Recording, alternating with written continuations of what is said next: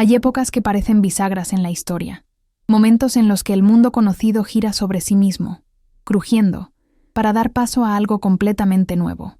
El final del siglo XIX fue una de esas bisagras, un tiempo de luces deslumbrantes y sombras muy profundas, de promesas de progreso infinito y de una miseria que se aferraba a las calles como la hiedra a los muros viejos. Nuestra historia comienza aquí, en esa encrucijada, entre dos mundos que, aunque compartían el mismo aire, parecían destinados a no entenderse jamás. En un lado de esta balanza se encontraba la Italia de la Corona, una nación joven, aún torpe en su unidad recién forjada. A la cabeza de este reino, con su porte regio y su bigote perfectamente cuidado, estaba el rey Humberto I. Para los salones dorados de Roma, para la aristocracia y la burguesía que prosperaban bajo su cetro, era conocido con un apelativo cariñoso y tranquilizador: el Rey Bueno, un título que evocaba una pátina de benevolencia, de paternalismo, como si el monarca fuese un padre atento al bienestar de todos sus hijos. Pero la Italia de Humberto I era un país de muchos rostros. Lejos de los palacios y los desfiles militares, existía otra Italia. Una Italia de campos secos, de fábricas ruidosas y de barrios obreros donde el pan no siempre llegaba a la mesa. Para esta otra mitad del reino, la bondad del rey era una historia lejana, un cuento que no se correspondía con la dureza de sus vidas. Veían un Estado que les exigía impuestos y soldados, pero que parecía sordo a sus súplicas cuando el hambre apretaba. Un Estado cuya mano, cuando se extendía hacia ellos, a menudo no era para ayudar, sino para reprimir. A miles de kilómetros de distancia, al otro lado del vasto océano Atlántico, en una ciudad industrial de Nueva Jersey llamada Paterson, vivía un hombre que encarnaba esa otra Italia. Su nombre era Gaetano Bresci. Era un tejedor de seda, un oficio que requería manos hábiles y una paciencia infinita. Nacido en la Toscana, había cruzado el mar, como tantos compatriotas, persiguiendo el sueño americano, o quizás, simplemente, huyendo de la pesadilla italiana. Buscaba un salario digno, una vida que no estuviera marcada por la incertidumbre del mañana. Pero Gaetano Bresci no era solo un obrero. En su interior ardía una llama que la monotonía del telar no podía apagar. Era un anarquista, un hombre que soñaba con un mundo sin patrones, sin fronteras, sin reyes ni gobiernos. Creía, con una fe inquebrantable, que la humanidad podía organizarse de una forma más justa, basada en la solidaridad y la ayuda mutua. En Paterson, encontró a otros como él, inmigrantes italianos que compartían sus ideas y sus frustraciones. Juntos, crearon una pequeña comunidad, un refugio ideológico en tierra extraña. Esta comunidad no era pasiva. Fundaron un periódico, al que llamaron La Questione Sociale, la cuestión social. Era su voz, su manera de analizar el mundo, de denunciar las injusticias y de mantener viva la esperanza de una revolución. Bresci no era solo un lector, era uno de sus pilares. Contribuía con su escaso dinero y, sobre todo, con su tiempo y su compromiso. El periódico era la prueba de que, aunque trabajaba para un sistema que despreciaba, su espíritu permanecía libre. La distancia física no significaba desconexión. Las noticias de la patria llegaban a Paterson en las cartas de familiares, en los periódicos que cruzaban el océano con semanas de retraso, en los relatos de los recién llegados. Y lo que Bresci leía y escuchaba sobre Italia lo llenaba de una rabia sorda, una indignación que se acumulaba en su pecho día tras día. Cada historia de una huelga reprimida, de un campesino desahuciado, de un político corrupto, era una afrenta personal. Era la confirmación de que el sistema que él combatía con palabras seguía aplastando a los suyos al otro lado del mar. Y entonces, en la primavera de 1898, llegó una noticia que lo cambiaría todo, una noticia que actuaría como un relámpago en la noche, iluminando con una claridad terrible el abismo que separaba a los dos mundos. En Milán, el corazón industrial del norte de Italia, el precio del pan se había disparado. Para las familias obreras, esto no era una simple molestia económica, era una sentencia de hambre. La gente, desesperada, salió a las calles. No pedían la revolución, no enarbolaban banderas políticas. Pedían algo mucho más fundamental: pan. La respuesta del gobierno, con el pleno consentimiento del Rey Bueno, fue de una brutalidad heladora. Se declaró el estado de sitio, y se envió al ejército para restaurar el orden. Al mando de las tropas estaba el general Fiorenzo Bava Beccaris, un hombre que no entendía de diálogos ni de compasión. Ante una multitud desarmada, compuesta por hombres, mujeres y niños que solo gritaban su hambre, el general tomó una decisión que quedaría grabada a fuego en la memoria de Italia. Ordenó abrir fuego, pero no fue con fusiles, fue con artillería. Los cañones que estaban diseñados para derribar murallas en tiempos de guerra se giraron contra el propio pueblo. El estruendo resonó por las calles de Milán, y con él, los gritos de los heridos y los moribenses. La metralla barrió la plaza, sin distinguir entre un manifestante y un simple transeúnte. Fue una masacre, una carnicería metódica y desproporcionada. El número exacto de víctimas nunca se supo con certeza. El gobierno habló de 80 muertos. Fuentes independientes afirmaron que fueron más de 300. Pero más allá de las cifras, fue la naturaleza del acto lo que conmocionó a la nación y al mundo. El Estado italiano había usado sus cañones para silenciar el llanto de su gente hambrienta. El suceso pasó a la historia con un nombre que lo decía todo: la masacre de Bava Beccaris. En Paterson, Nueva Jersey, la noticia cayó como una bomba. En la redacción de La Questione Sociale, el silencio se mezclaba con la incredulidad y la furia. Para Gaetano Bresci, la masacre fue un dolor profundo, una herida en el alma. Las víctimas de Milán eran su gente. Podrían haber sido sus vecinos, sus amigos, su propia familia. Sintió su impotencia, la frustración de estar tan lejos mientras los suyos eran masacrados. Pero lo peor estaba por llegar. Lo que transformó el dolor y la rabia en una determinación fría y absoluta fue la reacción del rey Umberto I. El mundo esperaba una investigación, quizás una reprimenda para el general responsable de la matanza. En cambio, el rey hizo lo impensable. En un gesto de abierto desafío y aprobación, concedió al general Bava Beccaris la más alta condecoración del reino, la Gran Cruz de la Orden Militar de Saboya. Le agradeció públicamente por el gran servicio prestado a las instituciones y a la civilización. Para Gaetano Bresci, ese acto fue la gota que colmó el vaso. La condecoración no era un error político, era una declaración. El rey no solo había permitido la masacre, sino que la celebraba. Estaba premiando al asesino de su pueblo. En ese instante, en la mente del tejedor toscano, la figura de Humberto I se transfiguró. Dejó de ser un monarca distante y negligente para convertirse en el símbolo máximo de la tiranía. El rey bueno era una farsa, una mentira cruel para ocultar el rostro de un verdugo. A partir de ese momento, algo cambió en Gaetano. El hombre de debates, el escritor de artículos, el organizador de reuniones, empezó a desvanecerse. En su lugar, nació un hombre con un propósito.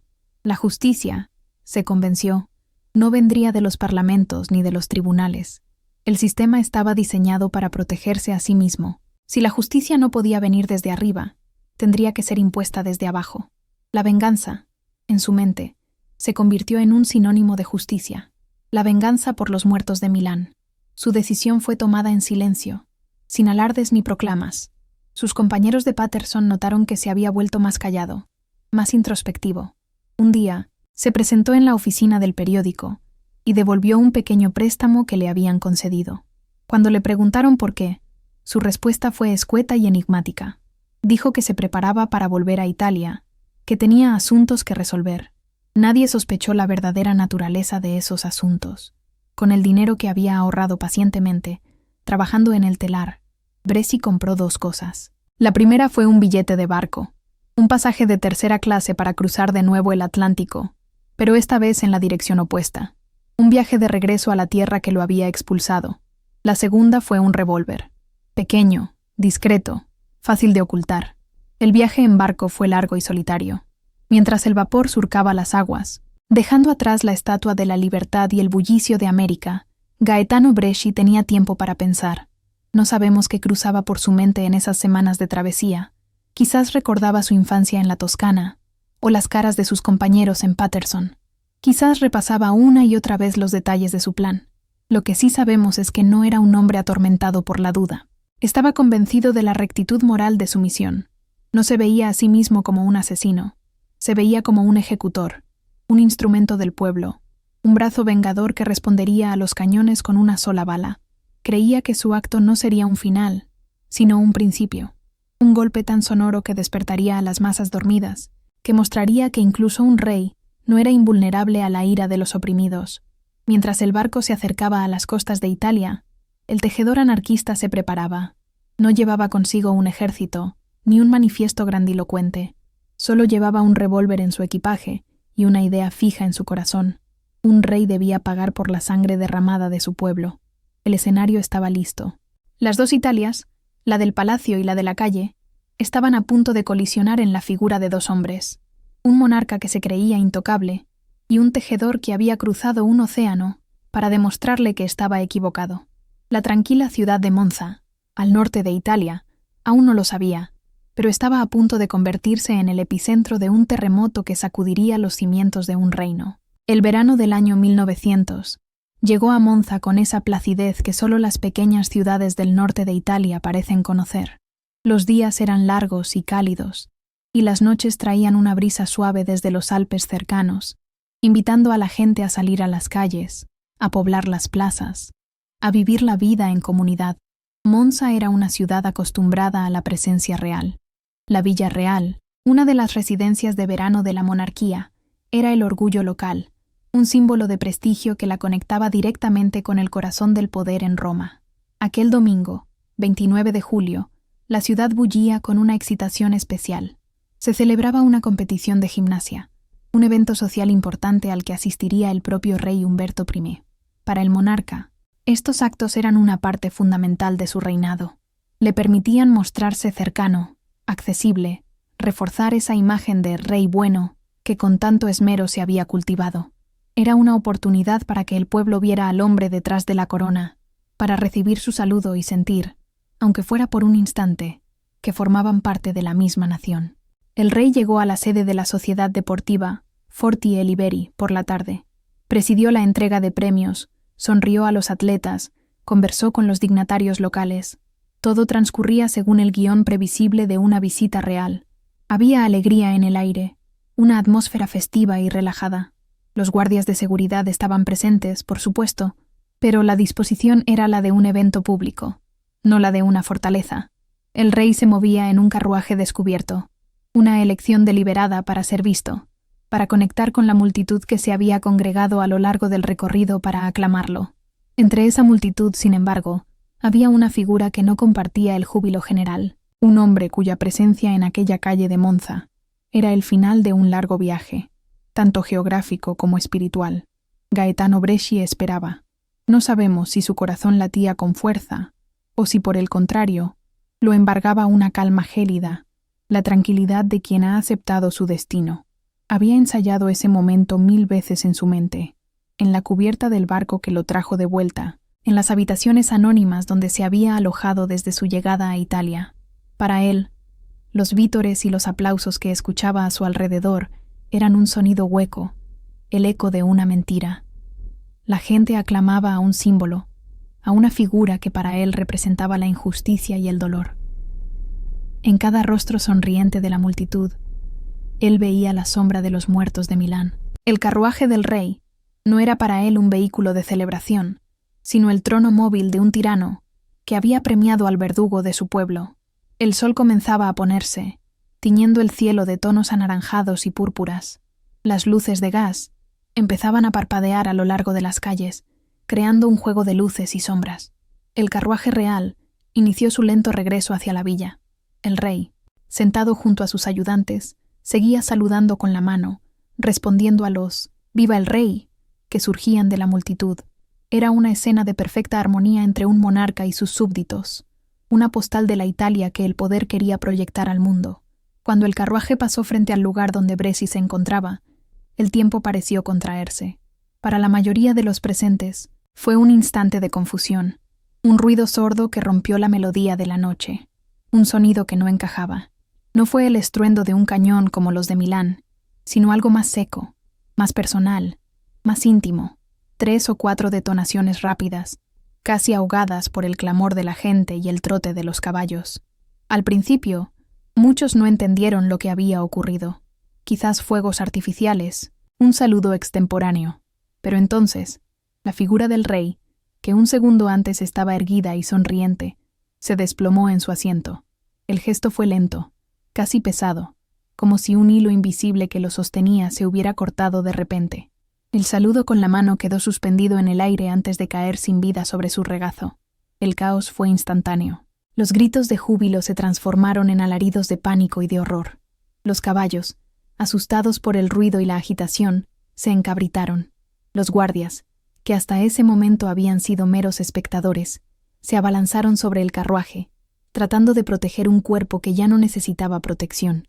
La multitud, antes una masa uniforme de rostros felices, se fragmentó en un remolino de gente que corría sin rumbo, empujándose, buscando refugio de una amenaza que ya había cumplido su cometido.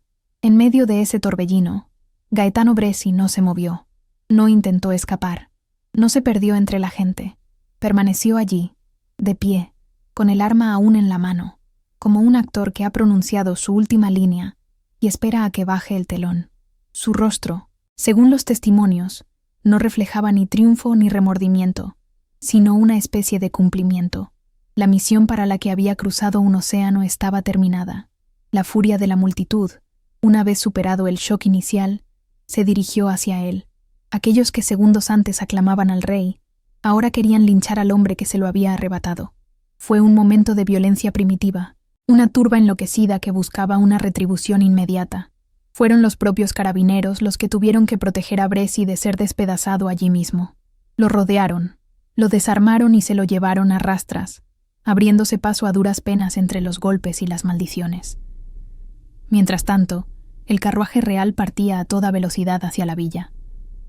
En su interior, los ayudantes del rey intentaban desesperadamente contener lo incontenible, hablando a un hombre que ya no podía oír. El trayecto, que antes había sido un paseo triunfal, se convirtió en una carrera contra la muerte, pero era una carrera que ya estaba perdida. Cuando llegaron a las puertas del palacio, el corazón del rey Humberto I, el cuarto monarca de la Casa de Saboya y el segundo de la Italia unificada, había dejado de latir. La noticia se extendió por Monza como una onda expansiva. El silencio cayó sobre la ciudad, un silencio pesado, incrédulo. Las luces que antes parecían festivas, ahora proyectaban sombras largas y siniestras. La competición de gimnasia, los premios, los vítores. Todo parecía pertenecer a otra vida, a un tiempo anterior que había sido brutalmente clausurado. Aquella noche de verano, en una calle tranquila, no solo había muerto un rey, algo mucho más profundo se había quebrado. La colisión entre las dos Italias, la del palacio y la de la fábrica, la que celebraba y la que sufría, se había consumado. El tejedor de Patterson había cumplido su palabra, había respondido a los cañones de Milán, y en el silencio que siguió al estruendo, toda Italia, y con ella toda Europa, se vio obligada a mirar de frente el abismo que se abría bajo sus pies. La bisagra de la historia, que crujía desde hacía años, acababa de girar con una violencia inaudita, y el mundo, a partir de esa noche, ya nunca volvería a ser exactamente el mismo. El amanecer del 30 de julio de 1900 no trajo consuelo a Monza. La luz del sol, que el día anterior había bañado una escena de fiesta, ahora parecía indecente, iluminando con una claridad cruel los restos de la noche anterior. Las calles vacías, las ventanas cerradas y una sensación de profanación que se adhería a las paredes de la Villa Real, como el rocío de la mañana. La noticia, transportada por los hilos del telégrafo, había corrido por toda Italia como un veneno, y el corazón del reino se había detenido. En Monza, el Estado, herido en su misma cabeza, reaccionó con la velocidad y la frialdad de una bestia despertada. Llegaron desde Milán y Roma los hombres de rostro severo, jueces, altos mandos de los carabineros, agentes de la seguridad del Estado. La ciudad se convirtió en una colmena de uniformes y trajes oscuros. Ya no era la apacible residencia de verano de un rey. Era la escena de un crimen que había decapitado a la nación. El asesino, Gaetano Bresci, fue llevado a la cárcel local. Quienes esperaban encontrar a un loco furioso, a una bestia con ojos inyectados en sangre, se toparon con algo mucho más desconcertante. Un hombre tranquilo. Estaba sereno, casi metódico. Respondió a las primeras preguntas con una calma que exasperaba a sus interrogadores. No había en él rastro de arrepentimiento, ni de miedo, ni de triunfo. solo la certeza impasible de quien ha completado una tarea largamente meditada. Admitió su nombre, admitió haber disparado, admitió haber matado al rey. Lo confesó todo con una naturalidad que era, en sí misma, una declaración política. Para él, no había nada que ocultar. Su acto no había sido un arrebato de locura en la oscuridad, sino un juicio ejecutado a plena luz del día, frente al mismo pueblo en cuyo nombre afirmaba haber actuado. La investigación, sin embargo, no podía contentarse con una confesión tan simple. Para el Estado, la idea de que un solo hombre, un humilde tejedor, hubiera podido concebir y ejecutar un regicidio era impensable. Debía haber una conspiración, una red internacional de anarquistas, financiada desde el extranjero, con tentáculos que se extendían por todo el país. Era la única explicación que podía calmar el pánico de la clase dirigente y justificar la represión que ya se estaba preparando. Así comenzó una caza de brujas. Se interrogó a Bresci durante días y noches, buscando nombres, conexiones, pistas que llevaran a sus supuestos cómplices, pero el tejedor se mantuvo firme. «Soy el único responsable», repetía una y otra vez. «La idea fue mía, la ejecución fue mía, nadie me ayudó». Los investigadores registraron su pasado, siguieron el rastro de su viaje desde Paterson, interrogaron a todos los que se habían cruzado en su camino, encontraron a otros anarquistas, sí, pero ninguna prueba de que hubieran participado en el plan. La frustración de las autoridades era inmensa. Se aferraban a cualquier hilo, por delgado que fuera. Se habló de una mujer misteriosa que le había entregado el arma, de reuniones secretas en Suiza, pero todo se desvanecía al ser examinado. La terrible verdad, la que el poder no quería aceptar, era la más sencilla. Un hombre, armado únicamente con su convicción y un revólver, había puesto de rodillas a un reino. Mientras tanto, Italia se sumía en un duelo oficial que apenas ocultaba una profunda fractura. Los periódicos monárquicos y conservadores aullaban de rabia. Describían a Bresci como un monstruo, un producto degenerado de una ideología extranjera y criminal. La palabra anarquista se convirtió en un estigma, sinónimo de terrorista y asesino. Se pedía venganza, una purga, y el gobierno respondió. Cientos de anarquistas y socialistas conocidos fueron arrestados en todo el país. Se clausuraron periódicos. Se disolvieron asociaciones obreras. Cualquier forma de disidencia era vista como una complicidad con el regicida.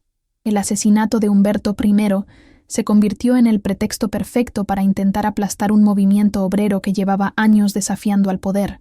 La mano del Estado, que en Milán había disparado cañones, ahora se extendía para ahogar las voces de la protesta. Pero bajo la superficie de la condena unánime, corrían otras corrientes, más silenciosas y complejas. En las fábricas del norte, en los campos del sur, la noticia fue recibida con una mezcla de conmoción, miedo y, en algunos rincones, una sombría y secreta satisfacción. Nadie lo decía en voz alta, por supuesto, pero para aquellos que habían visto a sus compañeros caer en Milán, para aquellos que sufrían el hambre y la miseria, el acto de Bresci no era el de un loco, era un eco de su propia desesperación, un grito que ellos no se atrevían a lanzar. El rey muerto fue llorado con grandes funerales de Estado. Se le erigieron monumentos, se le dedicaron calles, se intentó cimentar su imagen de rey bueno, ahora convertido en rey mártir. Su hijo, el joven Víctor Manuel III, ascendió al trono, prometiendo continuar el legado de su padre. La monarquía quería mostrar al mundo que era fuerte, que el acto de un solo hombre no podía hacerla tambalear, pero era una ilusión. El disparo de Bresci había abierto una grieta en la fachada del reino, y todos podían ver ahora lo que había detrás. La violencia del Estado y la violencia revolucionaria se habían mirado a los ojos, y el país entero había quedado atrapado en esa mirada. El juicio de Gaetano Bresci se celebró en Milán apenas un mes después del atentado. No fue un juicio para descubrir la verdad, pues ésta ya se conocía. Fue un ritual, un acto de teatro político diseñado para reafirmar la autoridad del Estado y condenar, a través de un solo hombre, a toda una ideología. El tribunal estaba abarrotado de periodistas de todo el mundo. El destino de Bresci estaba sellado antes de que comenzara, pero él no parecía preocupado. Subió al estrado no como un acusado, sino como un fiscal. Cuando se le dio la palabra, no pidió clemencia. No intentó justificar su acto en términos legales. En su lugar, pronunció un discurso que resonaría durante décadas. Con una voz clara y firme, acusó al sistema, a la monarquía, a toda la estructura social que, según él, se basaba en la explotación y la miseria de la mayoría para el beneficio de unos pocos. Y entonces pronunció las palabras que lo inmortalizarían, las que explicaban el abismo entre su mundo y el de sus jueces. Yo no he matado a Humberto, yo he matado a un rey, he matado un principio. En esa frase se condensaba todo. No era un crimen personal, no era una venganza contra un hombre, era un acto de guerra contra una institución que él consideraba la fuente de todo el sufrimiento de su pueblo. La sentencia fue la esperada. Como la pena de muerte había sido abolida en Italia unos años antes, fue condenado a la pena máxima, cadena perpetua, que debía cumplirse en el más absoluto aislamiento. La pena se llamaba ergastolo, una palabra que olía a tumba. Fue enviado a la remota isla de Santo Stefano, a una prisión construida para ser un infierno en la tierra, un lugar del que nadie regresaba. Mientras el furgón celular lo alejaba del tribunal, entre los insultos de una parte de la multitud y el silencio tenso de la otra, el Estado respiró aliviado. Creían haber resuelto el problema. Habían encerrado al hombre, lo habían condenado a desaparecer de la vista y de la memoria, a pudrirse lentamente en una celda excavada en la roca, frente a un mar que solo le recordaría su cautiverio. Pero se equivocaban. Podían encarcelar al tejedor, pero no podían encarcelar la idea que lo había impulsado. No podían borrar la pregunta que su acto había grabado a fuego en la conciencia de la nación. ¿Cómo puede un hombre llegar a creer que matar a un rey es un acto de justicia? Al intentar enterrar a Gaetano Bresci, lo único que consiguieron fue sembrar una leyenda que crecería en el silencio de su celda, alimentada por las dudas y las injusticias que seguían latiendo en el corazón de Italia. El tercer acto de esta tragedia había terminado, pero la sombra del tejedor apenas comenzaba a proyectarse sobre el nuevo siglo. La celda de Gaetano Bresci, en la isla de Santo Stefano, no era una habitación, era una tumba para un hombre vivo, excavada en la roca, más pequeña que el telar en el que había trabajado en Paterson, con una única abertura al mar que no ofrecía vistas, solo el sonido burlón de una libertad inalcanzable. Fue diseñado para quebrar el espíritu antes que el cuerpo, para borrar a un hombre de la existencia, para convertirlo en un susurro, luego en silencio. Los carceleros tenían órdenes estrictas, aislamiento total, ningún contacto con otros prisioneros, silencio absoluto. El Estado no solo quería castigar al regicida, quería aniquilarlo, despojarlo de su humanidad, de sus ideas, de su propio nombre, hasta que solo quedara una cáscara vacía.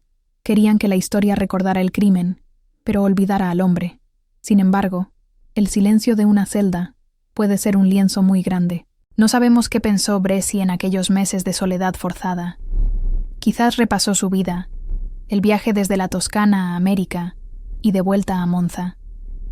Quizás se preguntó si su acto había servido de algo, si la semilla de la rebelión que había plantado germinaría, o quizás, simplemente, se aferró a la certeza de que había hecho lo que debía, que había saldado una deuda de sangre.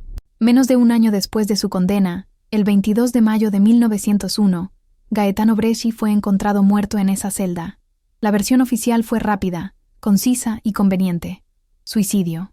Se había ahorcado, dijeron, usando una toalla o las propias sábanas de su catre. El caso quedaba cerrado. El monstruo se había destruido a sí mismo. El orden, finalmente, estaba restaurado por completo.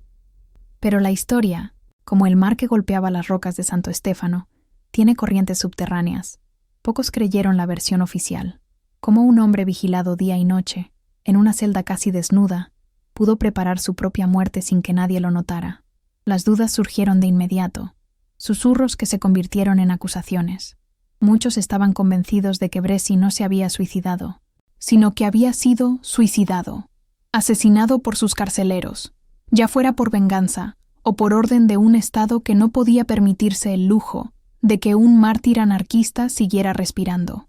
La verdad sobre su muerte se perdió en los pasillos de la prisión y en los archivos polvorientos del gobierno. Y quizás, en el fondo no importa, porque con su muerte, voluntaria o no, el destino de Gaetano Bresci se cumplió. Dejó de ser un hombre para convertirse en un símbolo, una leyenda envuelta en el misterio.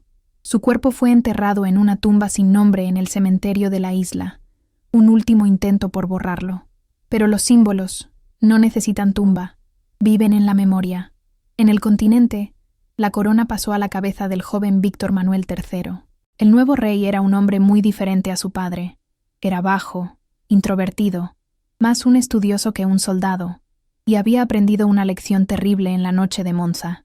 Entendió, quizás, que la represión brutal como la de Milán no era una solución, sino un combustible, que la bayoneta no puede ser el único argumento de un rey. El asesinato de Humberto I, paradójicamente, abrió una nueva fase en la política italiana. El rey Víctor Manuel III apoyó un giro más liberal, dando paso a la llamada Era Giolittiana. Se reconoció el derecho a la huelga. Se intentó integrar a los socialistas moderados en el sistema parlamentario. Se buscó el diálogo en lugar de la confrontación. Fue un intento de coser la herida que el disparo de Bresci había dejado al descubierto, de tender puentes sobre el abismo que separaba a las dos Italias. Pero el legado de Bresci no se agotó en los pasillos del poder. Su verdadero eco resonó en las calles, en las fábricas, en los círculos anarquistas de todo el mundo. Para ellos, no era un asesino, sino un vengador, un compañero que había sacrificado su vida para hacer justicia por los masacrados de Milán. Su nombre se convirtió en un estandarte. Se escribieron canciones populares que contaban su historia, poemas que lo glorificaban. Su fotografía, la de un hombre de mirada seria y bigote espeso, se convirtió en un icono en las sedes de los sindicatos y en los periódicos clandestinos. En Carrara, el corazón anarquista de la Toscana, se erigió un monumento en su honor, un desafío directo a la memoria oficial del Estado. Un monumento que fue repetidamente destruido por las autoridades y repetidamente reconstruido por sus partidarios. El acto de Bresci legitimó, a los ojos de los revolucionarios más radicales, la idea del tiranicidio, la creencia de que la violencia contra los opresores no solo era aceptable, sino necesaria. Fue una chispa que encendió fuegos en otras partes del mundo, inspirando a otros que, como él, creían que un acto individual y violento podía cambiar el curso de la historia. Por supuesto, para la Italia oficial, para la burguesía y la aristocracia, Gaetano Bresci siguió siendo la encarnación del mal. Su nombre era una advertencia, la prueba de la locura destructiva del anarquismo. Se usó su figura para justificar la vigilancia, la represión y el miedo a cualquier forma de cambio social radical. El tejedor se convirtió en el hombre del saco de la política italiana, un fantasma invocado para asustar a quienes se atrevieran a cuestionar el orden establecido. Así, la memoria del regicidio de Monza se partió en dos, como el propio país. Para unos, fue el día en que un mártir fue asesinado por un demonio. Para otros, fue el día en que un tirano recibió el justo castigo de manos de un héroe del pueblo. Dos relatos irreconciliables que hablaban de la fractura incurable de una nación. Con el paso de las décadas, la historia de Gaetano Bresci y el rey Humberto I se fue sedimentando, convirtiéndose en un capítulo más en los libros de historia. La monarquía italiana no sobreviviría al siglo. Caería tras la Segunda Guerra Mundial, arrastrada por su complicidad con el fascismo. Y el fascismo mismo, con su violencia de Estado sistematizada, haría que la masacre de Milán pareciera un preludio lejano y casi ingenuo.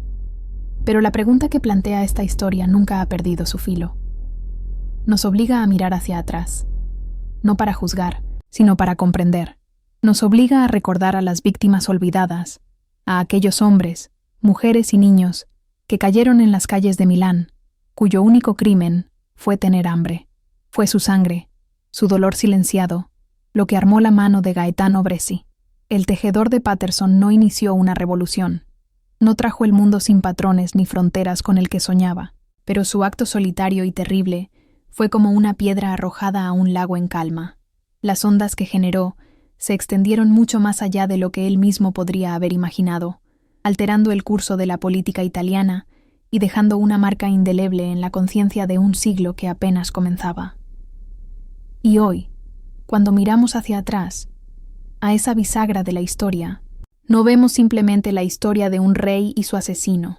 Vemos la tragedia de un país que no supo hablarse a sí mismo, vemos el eco de una pregunta que todavía resuena entre nosotros. ¿Cuánta injusticia puede soportar un pueblo antes de que el grito de un hombre se convierta en el disparo de una pistola? La respuesta, quizás, no se encuentra en el pasado, sino en el silencio que dejamos tras escuchar esta historia.